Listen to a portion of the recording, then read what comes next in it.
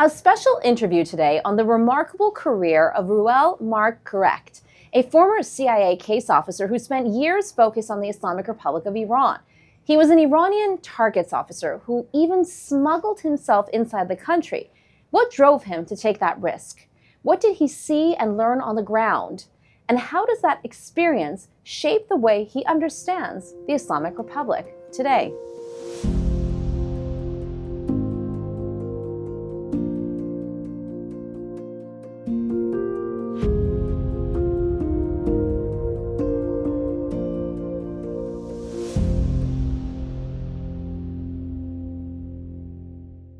Reuel Marc Gerecht, thank you so much for joining us. You were a former Iranian targets officer for the CIA. First of all, what is a targets officer and what did that entail?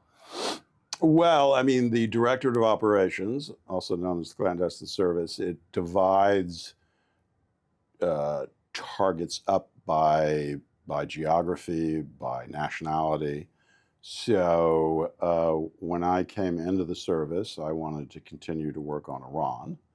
So that is just the terminology they use for someone who is working on Iran overseas. But what are some of the duties and responsibilities of a targets officer specifically? Well, I mean, what every clandestine service, every espionage service is doing is just trying to find individuals to recruit, to find agents, would be the correct terminology, who then report back to you. So my job was to find Iranians of interest and to see if they wanted to have a clandestine relationship with the agency. And you said you wanted to do Iran, so it wasn't that you were necessarily assigned to it. This is something you were seeking. Yeah, I had a pre-existing interest. I originally had done classical and medieval Islamic history. Nice. And so if you do that, at least back in the old days, you had to do the triptych. You had to do Arabic, Persian, and Ottoman Turkish. And of those three, I was easily most attracted to Iran. Why, thank you. So it was the giant magnet. So I had a pre-existing fondness for it. And back then in the agency, I think it's much more bureaucratized now. You could be a little bit more creative in suggesting your work assignments. So you had more say. You had possibilities, since the agency back then was essentially run by, mandarins. You had a few godfathers who made all the decisions. So if you could get a godfather to like you and suggest something, and if the godfather wanted to do it, then the bureaucracy more or less went along with it. So that's not the way the State Department works. It's a much more bureaucratic organization. So you might be an expert in Chinese and spend most of your life in Central America, or a lot of your life in Central America. So it's the agency back then was much more flexible. So I just simply suggested to them that I would be a good candidate for this, and I got them to agree to that. That's great. And talk about time period. When was this going on?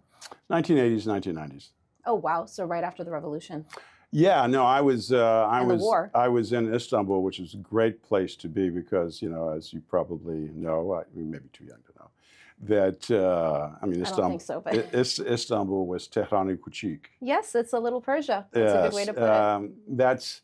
That's not true really anymore. All of the folks who had come there essentially to flee the war have overwhelmingly left, but in certain sections of Istanbul, they were overwhelmingly Iranian back then. And I would say that Persian was as common as Turkish, but it had certainly become a language, and there was its own sort of ecosystem.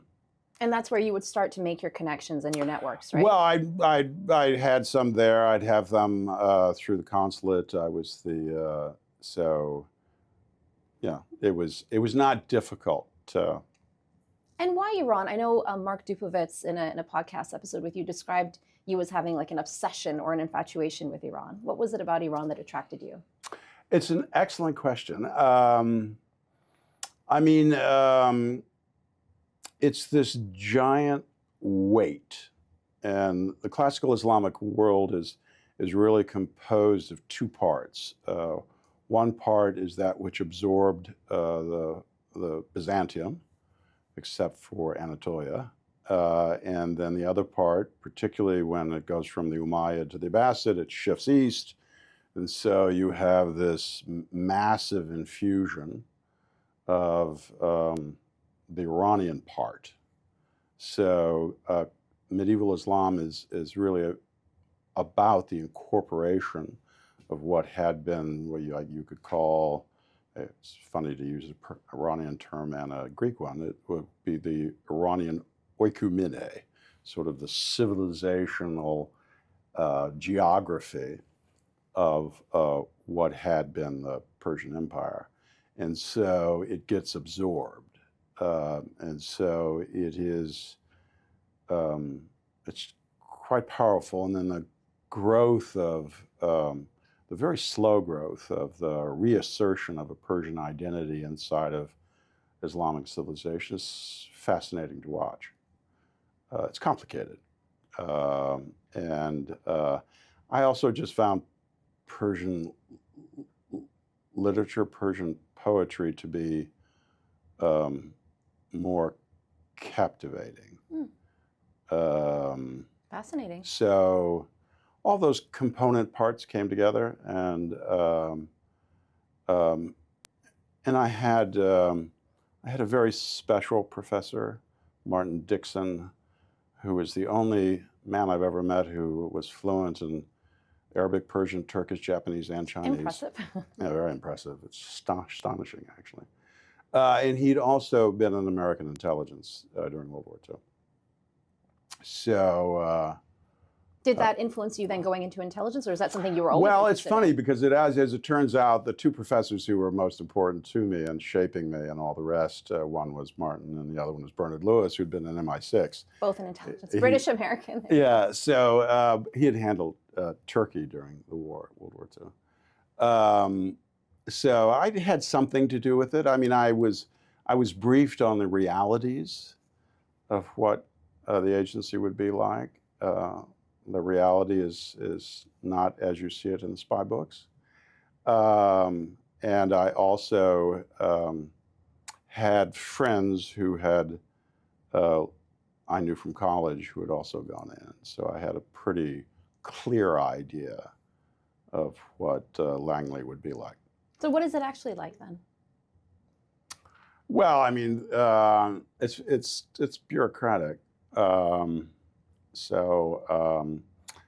I've written about this. I want to, at length, I probably don't want to give a quick summary here. It's just, it's not a well-run institution. There's a lot of problems with it, and it's built on probably a fib.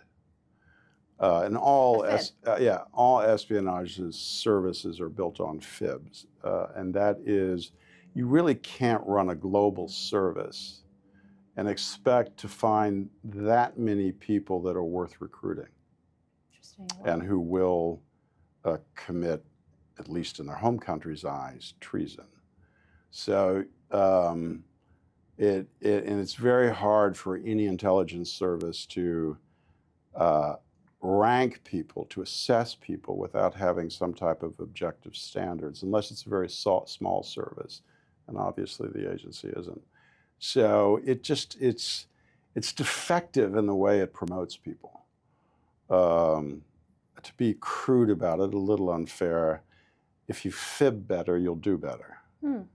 If you fib better, you do better. That's So again, this is not all that earth-shaking. All bureaucracies have great, difficulties. It's true with the U.S. military. It's true with all bureaucratic organizations. It's everywhere, yeah. Everywhere. So, but the agency had particular problems that over time annoyed me. So then talk to us about that recruitment and Iran in your own experience, and anything that you can share with us. Obviously, it's not confidential. A particular case that stands out in your memory. I mean, there are many cases. I'd have to be honest with you. I think the ones that stand out in my memory had had absolutely nothing to do with espionage. Why is that? It's the ones that I met individuals, and I'll never forget this man who, let's just say he had a past and a present that would make me interested in him. But I determined quite quickly that having a relationship for him wouldn't work. But he really wanted to go see his daughter, who was living in the United States. She was getting married. I was not 100% certain that he wouldn't stay in the United States. I didn't think he would, and according to the rules, if you believe someone is going to stay, you can't issue them a visa. Long story made short, I did issue them that visa. And then, I guess it was a couple months later, I get this call from the Marine post and the consulate, and it says, there's a huge bouquet of flowers down here for you. Oh, that's so sweet. So I go down there, and there is a very long handwritten note from her daughter. That's beautiful. His daughter, thanking me. And I think I actually teared up, and I almost never cry. Well, I can see it in your face now, even just talking No, about it was, so there are little moments like that were pretty profound. That there were a lot of Iranians who were in trouble at that time. I mean, there always are Iranians in trouble with the regime, but I mean, at that time with the war and all the rest, it was pretty serious. Sometimes I could help them, and sometimes just talking to them, particularly the young men who'd been shattered by war, and I mean, truly shattered, both physically and mentally, was, how do you want to put it? I mean, it was a very profound experience, and it was also educational. Those are probably the best moments. Those are the most intimate moments. And I guess it's sort of, I got to play father confessor. So. And speaking of educational, what did that teach you then as a case officer about Iranians, Iranian society, the regime? Oh, it just taught me more about the contradictions. So. And what a paradox Iran can be, right? Yeah, and what individuals can be. It can be both lions and sheep almost at the same time. So it certainly taught me how profoundly integrated Shiism is in the Iranian character. Like even with those who are not religious, is what you mean? Yes, even with those who are not religious. Talk to us about that. I'm interested to know more. You could just see it. I mean, if you're aware of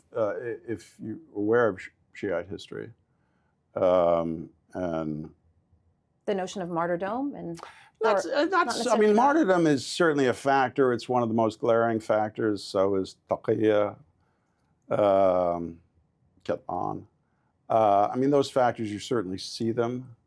Like I used to always joke that that lie detectors, I didn't really like using them on Iranians, because I found them to be, for the most part, useless. A lot of people can lie that easily. Oh, yeah.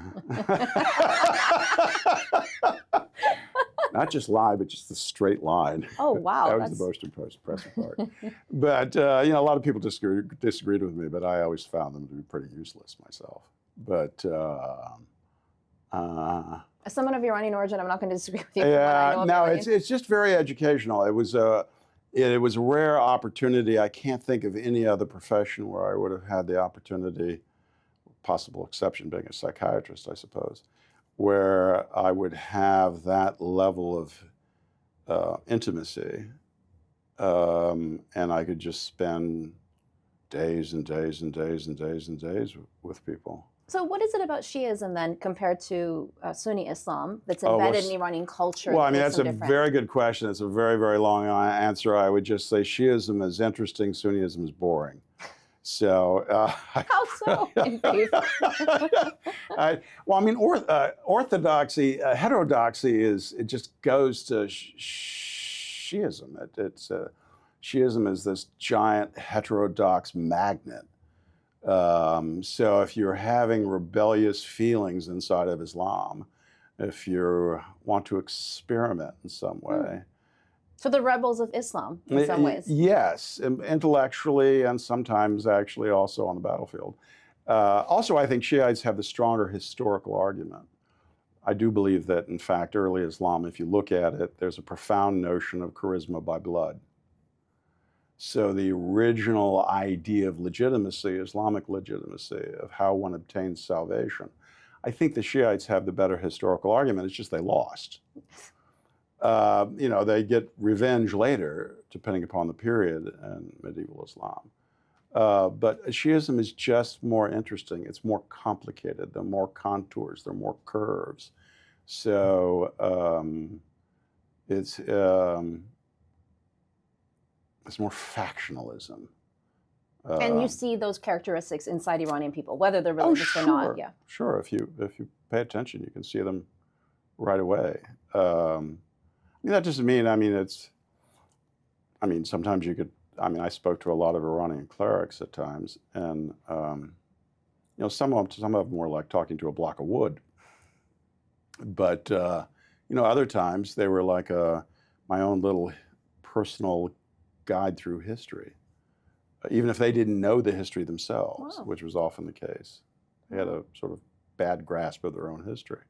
But nevertheless, if you paid attention, and they did you the honor, you could walk through time with them. That's amazing. So, anybody of a certain historical disposition, what you love most is time travel. That's what's great about Istanbul. Takes you back in time. You can go anywhere. It's just a constant walk through history. And you also, I understand, you smuggled yourself inside Iran. How did that come about? Why? Tell me about that. Well, as I have written about it, I don't want to go into too much detail of it now, but I had not, the agency didn't allow me to go inside of Iran.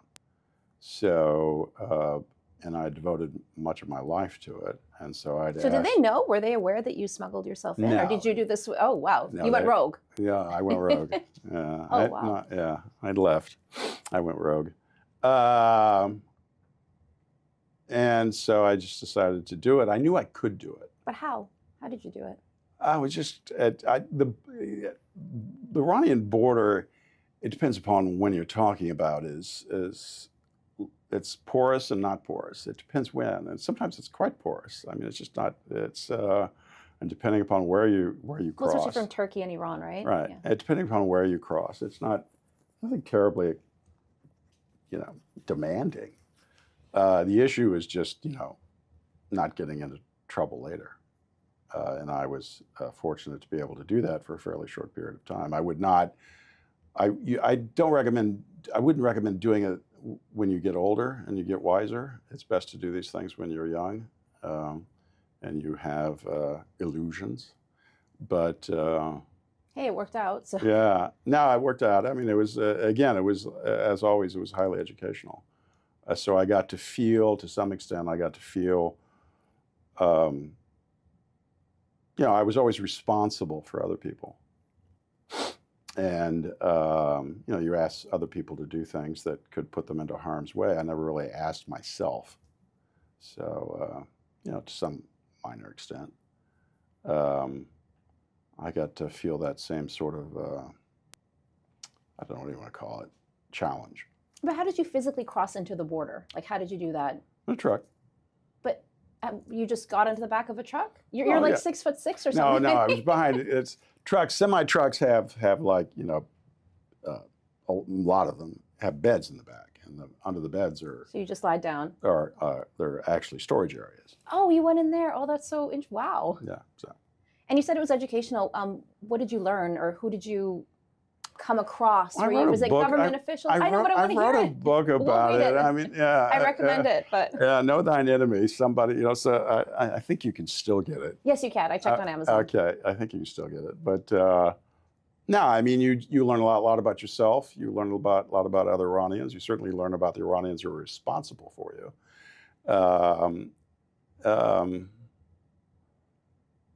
And this again, was in the 90s, right? Again, yeah, still we're in yeah. the 90s. Okay. Again, I don't. There are other ways to be educated, and as you get older, it's better to do those ways.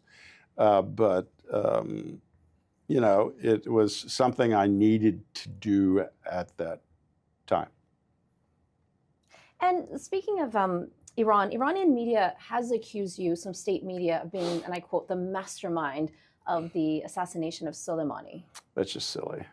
Yeah. Yeah, I got. They were very naughty. Actually, I do remember, and I grew to appreciate Interpol more than I did before, because they actually were trying to get a red notice on me at one time, a long time ago. Well, because they were going out in these conspiracy delusions, and Interpol actually told them that if they didn't stop this nonsense, they were going to like boot them from Interpol. So my opinion of Interpol went way up about that. They actually stood up for principle. But no, I mean, I stopped reading the Iranian press on me. You know, sometimes it can be entertaining. Sometimes they actually have read what you've written. They may have analyzed it wrong. I get that ever so often, that it's an interesting textual critique that you can make of what misinterpretation of what they see and how they see it. It's that and it's probably most striking when you see that, and actually it's not crippled by conspiracy. So if it's not crippled by that, you know, and as we all know that Totier Jouy is rather profound at times, that's when it becomes more interesting, is when you actually get someone who's read what you've written and they're actually sort of trying to thoughtfully take it apart. Seeing it through their lens gives you window into what they're thinking too, but right? often most of the time it's just sort of, you know, off the chart conspiracy that has no relevance whatsoever, and certainly the issue of that is just silly. I think the person who's probably most shocked that Qasem Soleimani got hit was John Bolton, because, you know, he recommended it at least once, but twice maybe. I've lost track of how many times John actually recommended it, and, you know, Trump said, "No way, no way." Yeah. You know, I've talked to Ambassador Bolton about that. Actually. Oh yeah, he said he was very shocked. And then he leaves, and wow. And then he said that actually. He's like, and then I left. And then so yeah, but I certainly had nothing to do with it. I mean, I think it's fair to say that I did not view Qasem Soleimani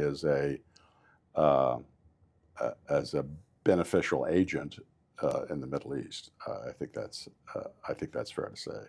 I was certainly critical of him. Let's talk about current events. One thing about the 12-day war between Iran and Israel is it really exposed just how infiltrated Iran is. We even saw that before the 12-day war, in fact, with the assassination of Khamenei inside, you know, while he was sleeping in bed at the IRGC building. So what has that taught you in terms of just how infiltrated Iran is? And we're hearing reports now that people are not getting along inside the regime, that they're turning against each other because they're all suspicious of one another. Talk to us about that. Yeah, I mean, I don't, you know, it's hard to assess intelligence penetration from a distance. And it can look more profound than you think it is, or that it really is, I should say. So if I were to add up the number of penetrations the Israelis probably needed to have to do what they did, the number wouldn't be that large. Oh, so that's all it takes. And it takes fewer than you think. So, and most of those penetrations look to be what I would call covert action penetrations. And I don't want to get into the weeds of the difference between covert action penetrations and human intelligence penetrations, but there are substantial differences. The human intelligence is much more hard. It's difficult to pull off and sustain. Covert action, because it requires someone who has less accomplished in the system Hmm. and can be regionally picked up. It's a just different category. It's still impressive they pulled it off, but it's less impressive than if, say, they had recruited Khamenei's doctor. All right. And I see what you're saying. Yeah, that would be very impressive. So the Israelis were obviously patient, and certainly military intelligence probably gets most of the credit, not Mossad, was very patient in how they approach these things. I think you have to give the Israelis credit also, is there was a period, particularly in the 1990s, even early 2000s, that the Israelis didn't look that impressive on the ground. They were making a lot of mistakes. But in retrospect, it certainly appears that they just absorbed those mistakes and they just kept going. Now, that's what you need to do. It's very difficult for democratic societies to do that, for bureaucracies in democratic societies to do that. You make certain mistakes, certain cock-ups, and it tends to freeze operations. That didn't happen. So I'm just impressed that the Israelis kept going. I don't know how many penetrations they actually had, but the thing is that given Iran's sort of conspiracy addiction, it's embedded in the culture, yes. It doesn't take many conspiracies to sort of multiply into numerous. And maybe the Israelis have pulled off, more recruitments than I think they have. The effect that has internally on purges, on questions about fraternal loyalty, all those things, is profound. So it's very, very corrosive. So I'm not surprised at all that this appears to have, produced many purges. Actually, they're not many anymore. So that's I would have expected that. How long it lasts, I don't know. That's a good question. It's a good question. I have no answer. I have no answer for that. So for the scale and magnitude of what Israel achieved inside Iran in terms of the targeted assassinations, when you're saying it didn't require too much infiltration, like what are you not too much. It can be focused. You don't have to necessarily have could it be just one person? A shotgun blast. No, it's certainly more than one person. It's a network. Yeah, that's absolutely clear. I have a lot of questions for the Israelis which they haven't answered. So I would be very curious to know, how they recruited their principal assets and their various projects, and did the principal assets recruit for them? How it worked. What was mechanically, there are a lot of interesting questions about this, and I'm sure the Israelis won't tell me. How would you have approached it? I'm just curious. I don't know. That's an excellent question. It would require a very long answer. I would say you'd have to approach it patiently, and you'd have to experiment. And that's one of my questions: is how much did they experiment? Because you'd have to do dry runs. These type of things, little mistakes can just foul you up. They can, get people killed. Yeah. So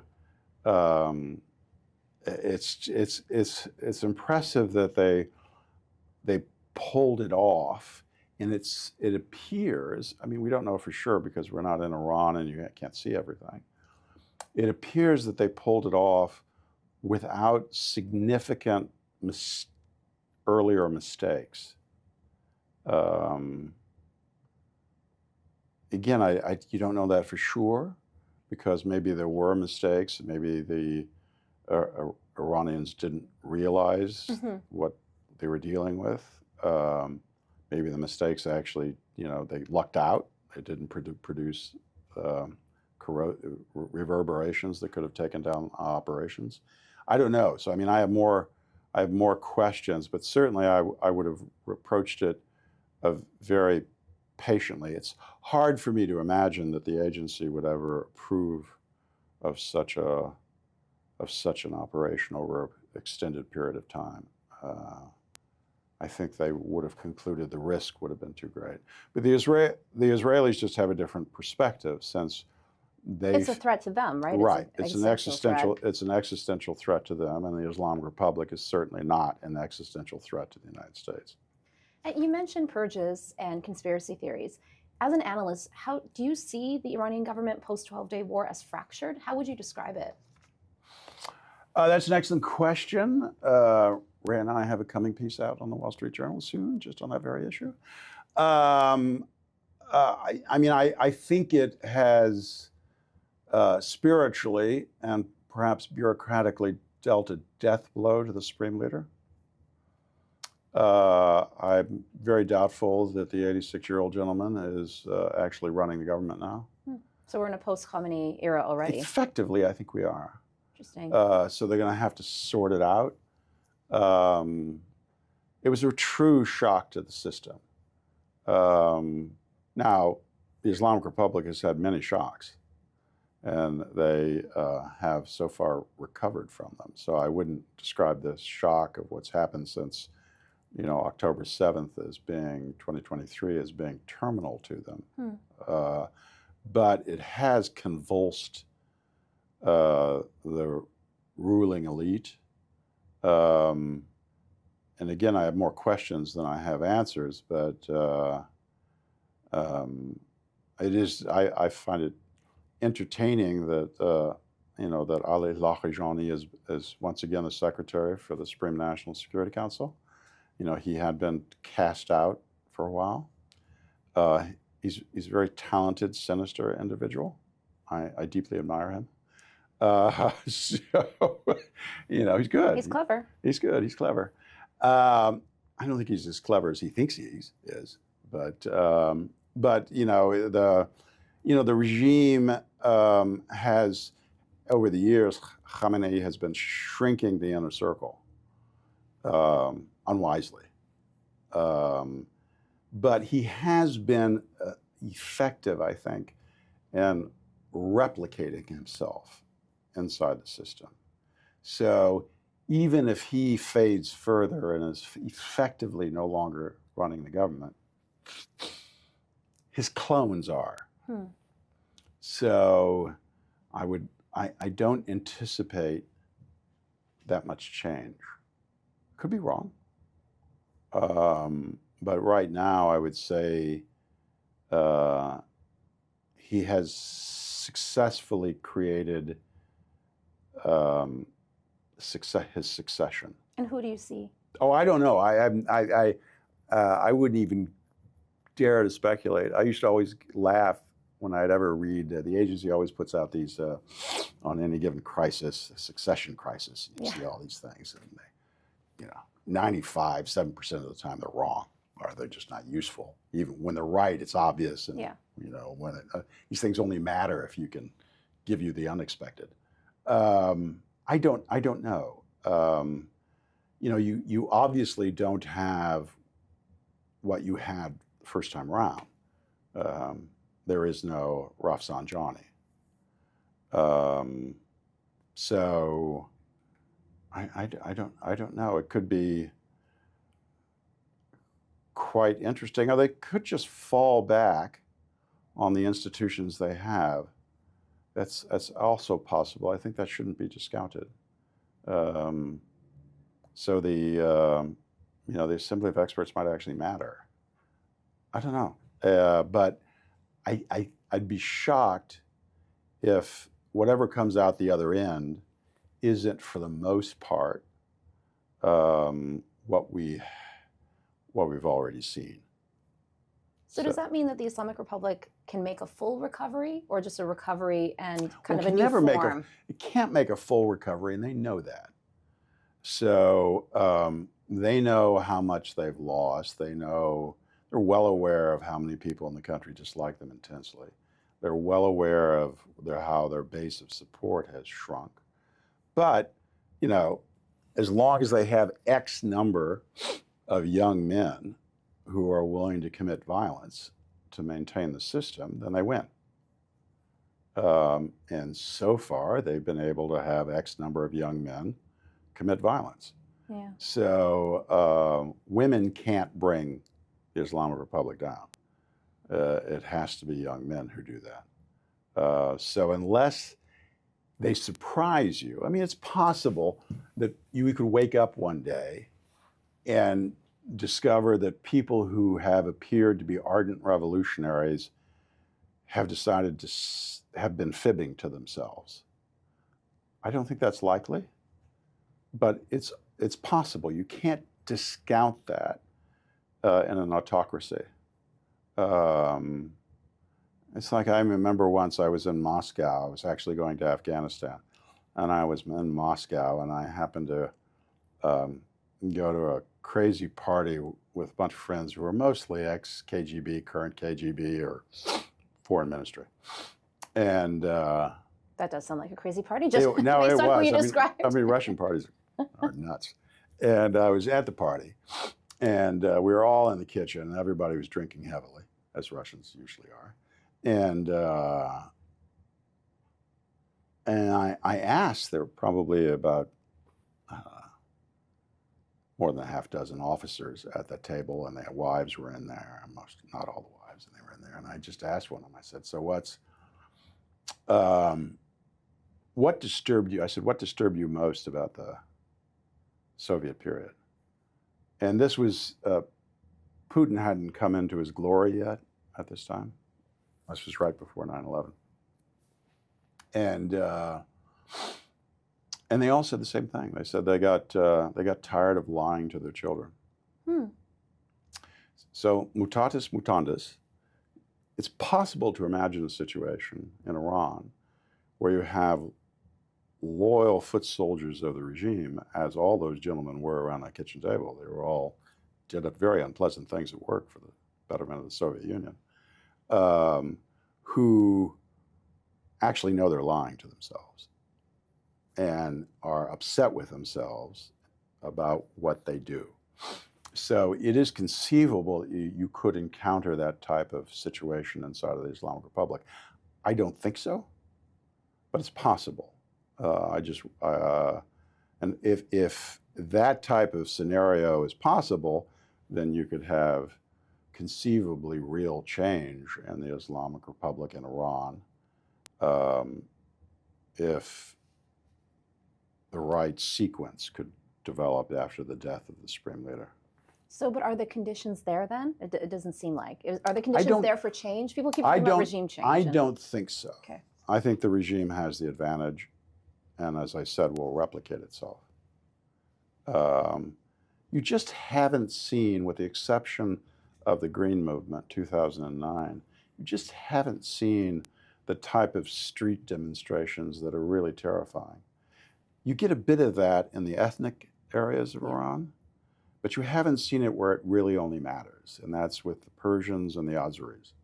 So until you see it with them, then the regime, you know, it can thump all day on the Arabs and the Baluch. Who cares? Kurds too. So it's only if those two communities, which are the backbone, the superstructure of the country, and also of the Islamic Republic,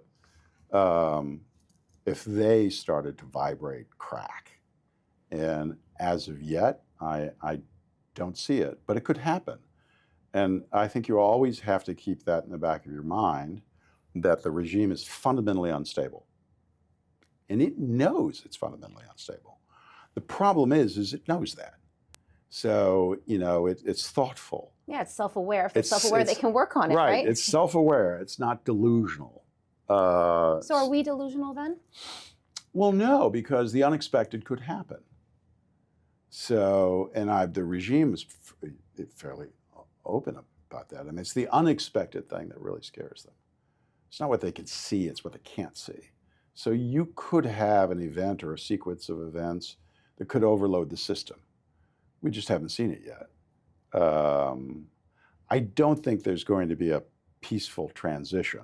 I know there are a lot of Iranian expatriates who keep, hoping, crossing their fingers, they could get like some type of peaceful transition in the country. I suspect that's not true. I don't think individuals who have, you know, tortured and killed the number of people that they have, it's not a huge number, but it's enough, who have shown they're willing to do fairly hideous things by Iranian standards.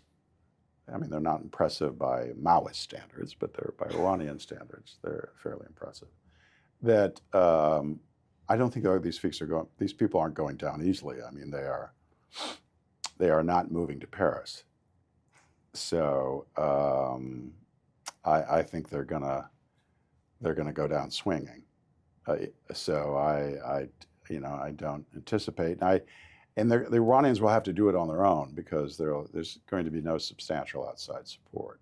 So I was going to ask you next what you make of Trump and his Iran policy. I mean, I've talked to a lot of experts who say he doesn't really have one. He doesn't, as far as I could tell. So, and he certainly doesn't have a regime change strategy. No, and he said it. Right, and the bureaucracies always are opposed to that. So you won't expect the bureaucracies. I mean, Trump doesn't pay any attention to the bureaucracies anyway, but the bureaucracies will always go the other way. They don't want anything to do with regime change, which is why some of the Iranian commentary on this is always so funny, because it's literally 180 degrees from the truth. And my final question, I'm going back to that KGB party that you described. Yeah. As a case officer for the CIA, what was the one thing that disturbed you about the Islamic Republic that you learned that maybe we wouldn't know about? I don't think there's anything that you wouldn't know about. I mean, you know how violent they can be. They can be downright wicked. Was there something you witnessed that stuck with you all these years? There are there are just a couple times that they displayed their wickedness in a rather thorough fashion. They're really not nice. But it can be you can also get the opposite of that. I mean, I was in Afghanistan one time, and there were Iranian intel officers who had come in, and they were intel. I don't think they were guard intel. They were actually intel. It seemed too polished for guard intel. And I asked if I could see them just to chat with them, and I did. And they were a lot of fun. In fact, I'll never forget. I mean, it was like I asked them. I remember one of them asking me. He says, "Do you like Afghanistan?"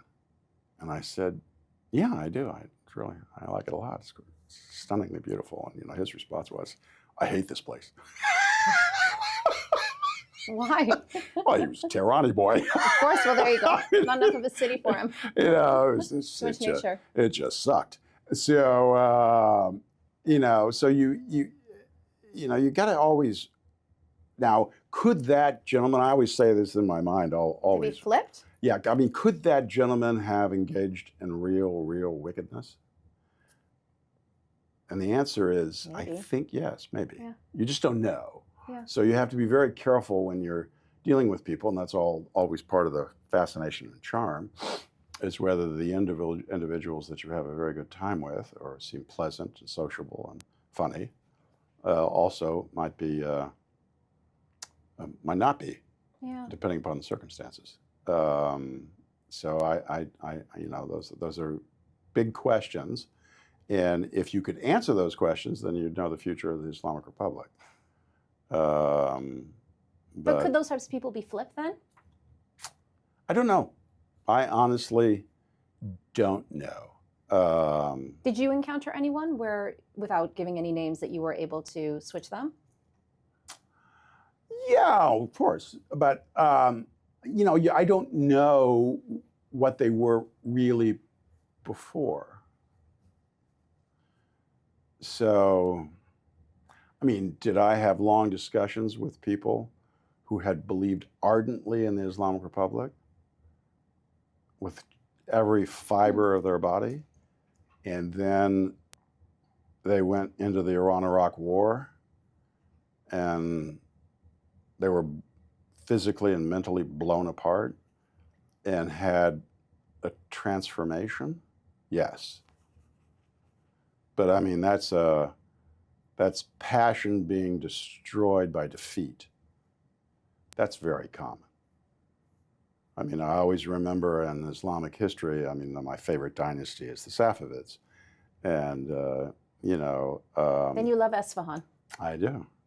That, you know, when the Kizilbash, you know, stormed towards Selim the Grim's Ottoman forces and stormed towards the artillery, you know, they were the most impressive cavalry force in the Middle East at that time. And then the Ottoman artillery got to them. And then they lost the Battle of Chaldiran.